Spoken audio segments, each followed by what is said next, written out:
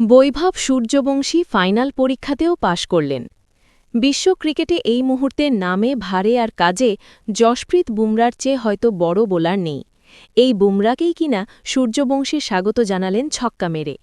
১৫ বছর বয়সী সূর্যবংশী বুমরার বিপক্ষে কেমন খেলেন সেটা কাল রাতে হওয়ার রাজস্থান মুম্বাই ম্যাচের আগে থেকেই আলোচনায় ছিল।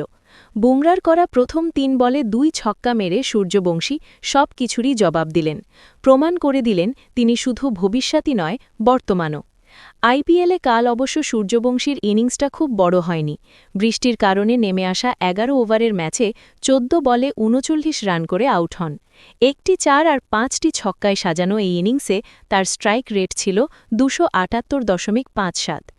১৮ বছর পূর্ণ হবার আগেই টি-২০ লিগে সবচেয়ে বেশি রান করার রেকর্ড এখন সূর্যবংশীর। আইপিএল কেরিয়ারে এখনও পর্যন্ত ১০ ইনিংসে ৩৭.৪০ গড় আর ২১৮.৪১ স্ট্রাইক রেটে তার মোট রান ৩৭৪। এর মধ্যে রয়েছে একটি সেঞ্চুরি, ২টি ৫০ এবং ৩৫টি ছক্কা। আইপিএলের ইতিহাসে অন্তত ২০ বল খেলেছেন এমন ব্যাটসম্যানদের মধ্যে সূর্যবংশীর ছক্কা মারার হার সবচেয়ে বেশি।